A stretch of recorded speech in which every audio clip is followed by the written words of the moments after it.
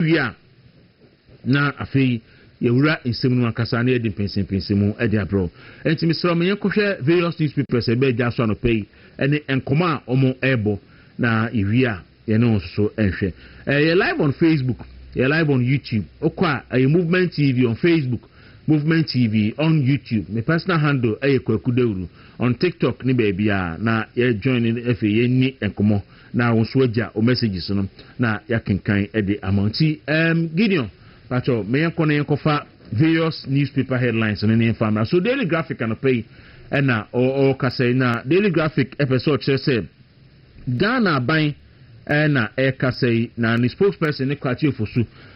ni phone de ni no say no wrongdoing in big push contract report. President orders tougher single sourcing rules. Boko SHS students go on rampage over crackdown on examination malpractice. 2 EC deputies leave and former CJ exit Council of State. Government clarify presidency staff members. And then now, Osheda Bokrate Bachokochi. Sheda Bokrate anymore. Graphic Ebama say big push no assembly anyhum. But you see, philosophy propaganda no ayane dawson. What say more award the contract 1,000 and over. Now 1,000 and over no emudu duana echo through competitive tendering na over 100 and echo sole sourcing any single sourcing procurement. The question is simple. What was the value of the 1,000 contract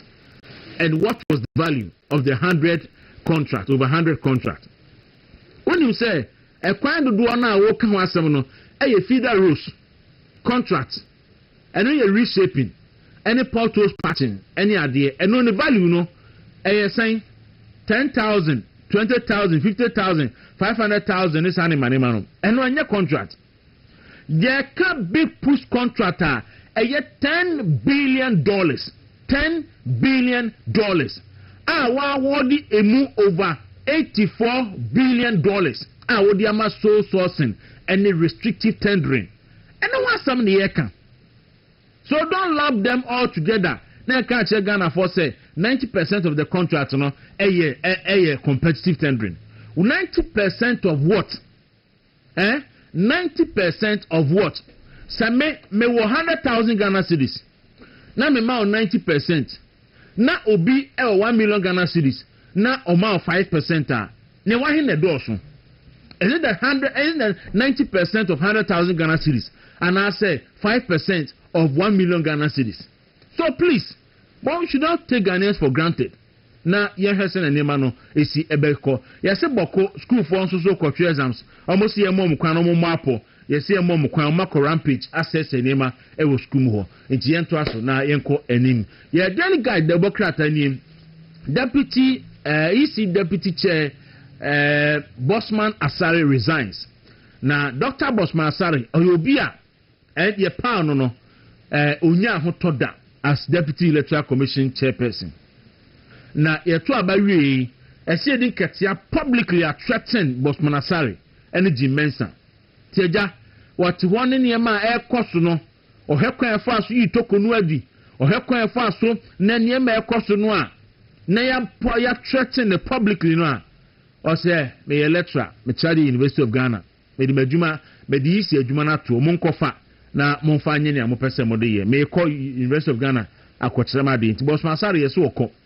na yese lotto operators no ne KG on some no so no repair di aba o se court so true out appear could be so call yese onye wuntumi lawyer bi mu no eno so ya to na twene mene chema wuntumi apa attach and say on lawyer and so Democrat anymore. Over 90% of road projects awarded competitively government and nobody can to me. So a question is that 90% of what? 90% of what? Yento aswe na yenko. And pay daily guide there by the Chronicle Democrat lotto operators confirm KGO's market dominance. Razak Ojopoku. Police seized 5,039 parcels of Volta cocaine. Okay, and say any police for ache 5,093 parcels of voter cocaine. And you know has saying over 90% of 2025-2026 road contract awarded on merit. Mobua and Yanokre and the Edikachi Chimanyanokre. Yanto Aswe na Yankonkoshe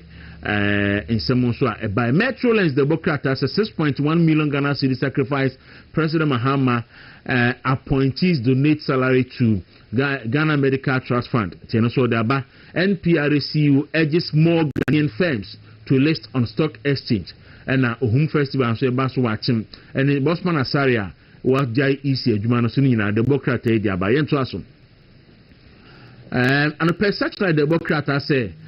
is it sheer luck Mahama to choose two deputy at Electoral Commission we sheer luck ben why you crofo dia sheer luck ben e wom yento aso attach ane chairman to many other stories e wo Democrat them they break Democrat any and also the NPR story no e dia ba say ne Ghana for bibiri na mon call list on the Ghana Stock Exchange agbojan so e say ne ono so mama adware no ntie ne the latest clearing agent in town John Dramani Mahama wa clear kwame agboja clear no from adware no abon pada osime ba konokwafo kona kosa so source contract ni efa ni di and the Democrat e dia ba twaso ne enko anima. Okay, so on pay the Democrat na e ba dwa so eno no entiman pani Mahama oni Ghana for enini wan kan kure anche Ghana for na akufo ado breso say asem say ba allegation corruption allegation ba either say obe refer to the OSP obe refer to the CID obe refer to a committee of parliament and I say obe set up a committee to investigate ye wieni the report ne bre no na oka say oh according to the report no OSP diaba CID diaba investigative committee diaba no onipa ne nye bone a na mampani Mahama say na akufo ado ye clearing agent na appointees ye bone a na wa clear wo mo. But in the case of the sole source allegation the buy no any complex restrictive tender the buy no mampani Mahama rather no e refer asam ma ni senior presidential advisor Valerie Soya muntie ni you na akufo ado e refer asam edema CID4 na CID4 ye investigation the report ba yes na akufo ado ye clearing agent because we are clearing appointee na akufo ado the ma OSP ye dibi commercial right ye take committee a yes akufo ado ye clearing agent but in the case of Mampani Mahama no we refer asam to ono ani appointee eye ni senior presidential advisor and ono na kwakwa Jubilee House o ma tra dan mu na oma cookie story na ma beka che Ghana for say kwame agboja enye boni bia o te obeye big push no so the $10 billion na aircom $10 billion no over 100 million Ghana cedis 100 billion Ghana cedis and what's inside 84% of that contract no under sole sourcing any restrictive tendering and for abisa ho asem wa akwese dem and wa clear on crofo and now they are better on the minister's press conference and issues be popping up and pay may discuss it. But one of them and he said, yes, Dr. Bosman Asare as well resign as deputy chairperson for the Electoral Commission. Now, ordinary Krata Kumama Penny say by August, obey free Electoral Commission. No, I go back to University of Ghana. Akochade. Orasa mo teten so yes also or retirement. Into a few and to make us say Mampani Mahama are appointing a new deputy chairperson of the Electoral Commission. Emasa appointment no it will be before the Council of State for consideration. I was but the same Mampani Mahama no September last year Mame Chief Justice, former Chief Justice Mame Sophia Kufu and the Krata command said on person by member of the Council of State BM. I'm saying 9 months ni Mampani Mahama appointed a new rep and Council of State in so. But under the Constitution of the Republic of Ghana, no, the appointment of the members of the Council of State, Constitution no as specified the first person on the list a former Chief Justice. And now make us say Mampani Mahama ebusa constitutional provision so for 9 months. Our Council of State former chief justice eni so enti se mampani mahama etimi appoint obi sonko electoral commission dia adenti na on person be appoint obi obi appoint a former chief justice adenti se mampani mahama in record time etimi appoint obi se onko replace yebo Samotete because of retirement adenti na for 9 months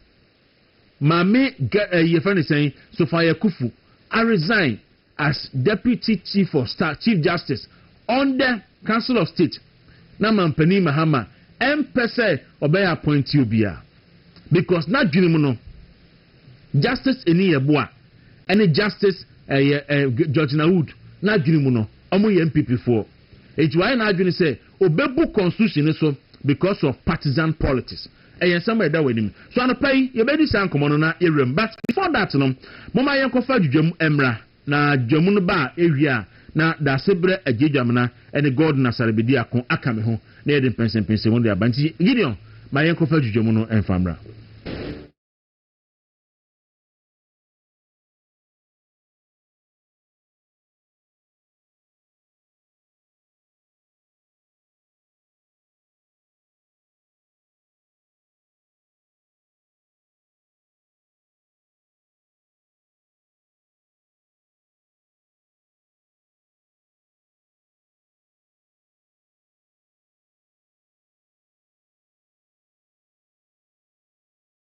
ye mo sa video we Felix Kwaku ofosu video no na me fan se dwudwam na sinti Felix ofosu Kwaku endra press conference na sa portion of the press conference we kasa defa aban adwuma enipa aban form a omo ye adwuma wo mampani asoye from presidential staff and as the office staff office of the president yenko ti asema Felix ofosu Kwaku kan ye ba to determine the emoluments and working conditions of Article 71 office holders. So the salaries and conditions of Article 71 office holders who are working today under President Mama were determined by the government that left office on 6th January 2025. This is well known, it is documented. All the MPP activists making those false claims know. Indeed, the law requires that when the committee finishes, the presidency must submit the recommendations made for the presidency to Parliament or the executive to Parliament for approval. And then Parliament will also have the president approve the package for MPs. That was done. So 6th January 2025, President Akufo-Addo submitted the recommendations to Parliament, which was approved. Now, because President Mahama, in compliance with the Constitution, has not set up a committee to determine the conditions of service or the salaries of people working under him, it is what we came to meet that we are taking. It is therefore illogical and blatantly false for anybody, especially members of the opposition, after having determined the conditions of service of Article 71 of the office holders, to turn around and claim that President has increased the salaries and conditions of Article 7, set up a committee. Where ye government spokesperson Felix Kwaku ofosu na asamono tintini ni tiatia mu nyina say section 11 of the Presidential Office Act 1993 Act 463 no say afi bia no ese mampani bia wode a list of nipa adwuma wo office parliament na parliament ehwem na eno na afi die no koye no aba beto say anda Akufo-Addo na nipa adwuma wo na so ye no na omo ye 357 na mekaisa sa abre no yete ho asempa ase enipa adwuma wo Akufo-Addo presidency no omo ye adwuma omo ye 357 yesi yanti bida timampani Mahama de koye osuo wate nipa no so e de aba 124 ti na pese enkrofo ebo ensemma no then yakotwa details no no ane ehu se da bi Akufo-Addo efa nipa 375 no sika no de tuo mo ka no na aye 125 million na Jomahama buy or so what nipa no so no or the 500 million ena etu omuka. In fact, or the last year or the 350 million and etu omuka, and at this time no 500 million. No, I said this year mo de betu omuka. Then Crawford started raising questions. Say I didn't na Kufuado na owani padodo na sika odi tu omuka no esua na Jomahama Sunday wati nipa no so na mo sika odi tu omuka no aye over 140% of Nana Kufuado editua the presidency kano and then Crawford shall say raising questions. E ho apɛ na NDC fo aba say afei de enyomo a na Yakufuado and a tea committee a monument committee sana article 71 no eka no na waka say yentua badwuma e focus ntie no omo baaye no eno a no modie omo nye bone ma me fa kwachire kakra na Yakufuado aban free ho koye no NDC aban baaye no e hu say NDC DC is abano omakatua Yakufuado appointees no na DC NMCs no e bigi 5,000 and 7,000 but you said na NDC DC is no 30,000 Ghana cedis a month can 300 million e bi so ma pam so da bi enya ye beto ye na any ye di so eh eni na ekofi then you shall say bisa questions and pay question na me bisa mampani Mahama simple mampani so what's in your beto ye and na would so dia and you have not been fair to Ghanaians because oba ye no na Kufuado afa enipa wa adwuma mu so mo meye adwuma mo ye Ghana for o mako school awie na ya form aba adwuma mu oba ye no san krofo ni nyina wo yomadi se aban se nisika enti enipa be 23,000 opamo mo nyina we just stroke of a pen from Julius Zebra opamo san krofo ni nyina akotena fie wan nyine wo mo ho wan nyine mabusuafo ho we yomadi uko as far as 2020 ekoyi nipa nyina adi because the BNP for bi so Ghana for ya form adwum just before say afia ye election year oba ye no Ghana ha ye tie ebinsi da se koko akuafo ye betia musika so ba mampane Mahama oba ye no wo si koko bo akofam ewa mansa dwa so enti for the first time even though promise koko for say obama almost 6,000 Ghana cedi per bag no what koko so e dey ba 2,500 na me no ka say ohia buburu ekun kototu na paradaso no e na eku koko akuafo because before that no na koko akuafo abobo besia aboka abobo besia de bia bopa aye koko ho adwuma na koko akuafo tu hiam. But who inherited 31 million, 3,100 bag of cocoa, Ukeni Biaho, Kufuado ho, but no dear, Obabete so. But Mahama and the Kufuado, a Berjuma for Akatia, na or two at every point in time, 2017 or 12.5%, 2018 or 11%, 2019 or 10%. 2020 or to move 15%, 2021 even in the heat of COVID or to move 4%, and later or 15% eka ho. 2022 Kufuado to Abedjuma efaka to move 15%, 2023 or to move 30%, 2024 or to move 23%. And we Abedjuma efaka to you. Mampani Mahama oba ye o said that Kosia organized labor force abai niska ho chiraba last year otu organized labor for akatuemu 9%, just 9%, and adu to makatuemu enti oba ye no Kufuado anamuso e Nebukadnezar sika na odi aba mani mu se Kufuado na point nyom kwa na moto mu na omagana for the ordinary Ghanaian no omano ho eto no oba ye ebro bag bottle back one 1,000 no uba ya swatia ba 300 Ghana cedis oba beans swate emu bag ya swate uba ya friend say soya beans bibia cashew bibia watitini nyina abo so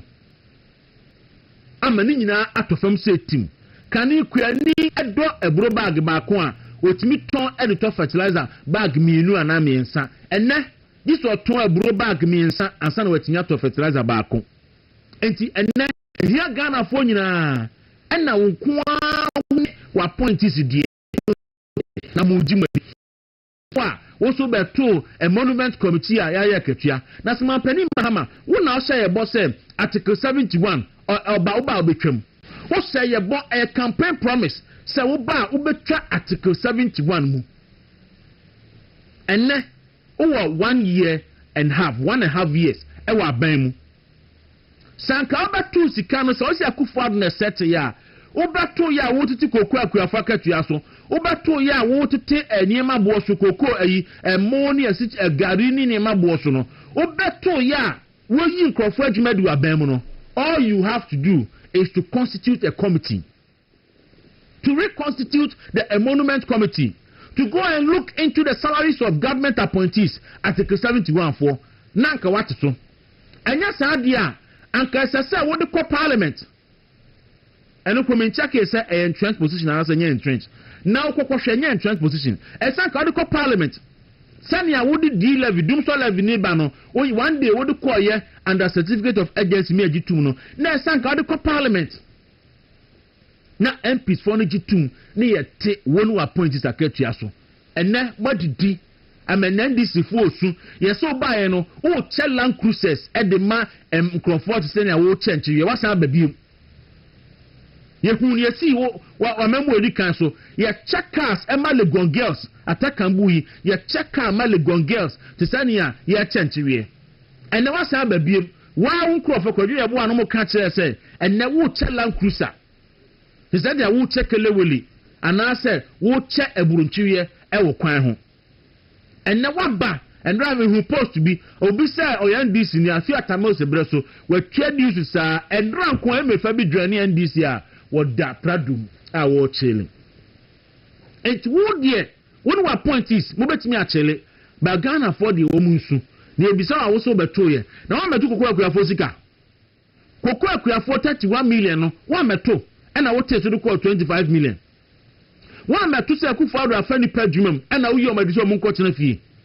wa meto se eton ebroboto baako 1000 Ghana cedis e na wate so de aba 300 Ghana cedis wa meto mampani mahama ke so de wam de odidi a eye kwoto de odidi a eye ana ese kwoto de bodwe nyanya nche de emfa ba manya sa Ghana for ehwe na Ghana for atom color TV akoto black and white yi boache fre godon no mo bra Ghana for atom color TV akoto black and white na minim say Ghana for etwa jajo because so mutua painfully me so de hwe data ni nyana na mediama wi and akufo ado oman no ba bi sani na emutie bia na emu odin bia no na oto aban adwuma efo akatuam even to a point a otumu 30% oba yi wakohia organized labor for ada organized labor for say obema omo 9% na was afi kra de o ka so onto aban adwuma efo akatuam because ahokere wo ho na wo de wono oti wono wa point is madidi do so madimani ama chese mo ho atomo muni hawo na organized labor de omunkonkosu boss out say Ghana for ni boss out would say Ghana for no eni ana na ese Ghana for ya ni akofa ba ya jijiriji dasebre dawuro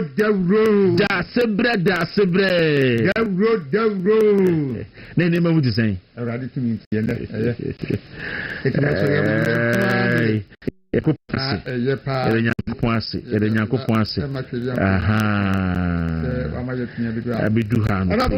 Professor Kisilinyako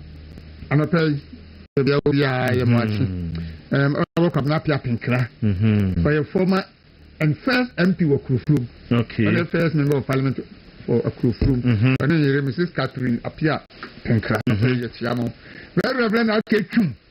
and a prayer marching. Others study and prayer group center war. Gina Citra Factor to say of the Netco Corner group of companies at Mota and 7.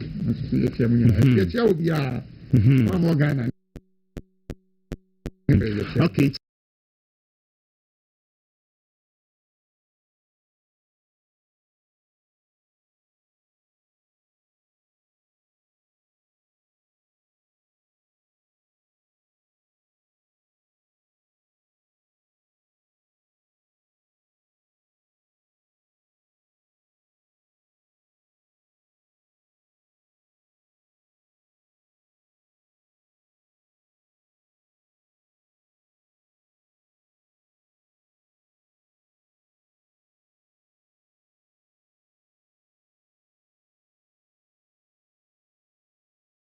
package na se wakoma anyuso a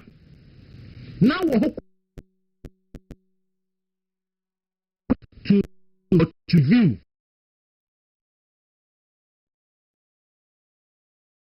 but to we could follow this is nana more DC for you na ebeji 5,000 ebeji 7,000 a month MC pa na you charge 7,000 a month and na kwana kwhwe NDC DCC 30,000 and 40,000 and omo gene bosome and na kwhwe you see a pedja chief of staff the ranking at the fee 86 at the core 94 and no from 84 to 96 it means say omufra bemu no na edu 200% only ye pedja enyama no na ye de ko godo ma achi ye na waku na boko de nyame adum ahodin ko na yenua principal yes said ni munye yi asa weekend yi ye de wan come yan me a je say me nwa say ti de ni wuye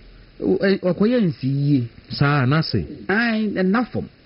but say we say bibi wona ho say say anke beti ama yi na de kakaka okay ba ko say bibi na ho ye ho ba ko say na ho ye ho bibi wona okay ndie but on shedding but say we ka say what the yi ba say in fact sa committee no ya omoti in fact na ye illegal yeah Professor Amos dey no yes ayi surveillance committee